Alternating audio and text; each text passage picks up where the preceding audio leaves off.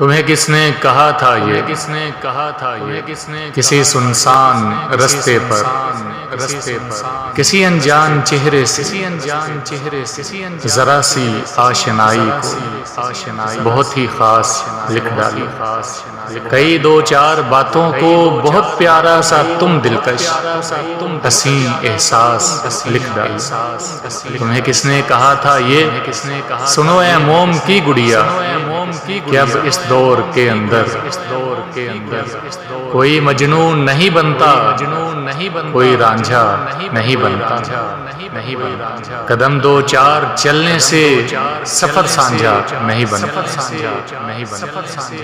تمہیں بیکار سوچوں پر سنو رونے کا ڈر کیسے، جسے پایا نہیں تم نے اسے کھونے کا ڈر کیسے۔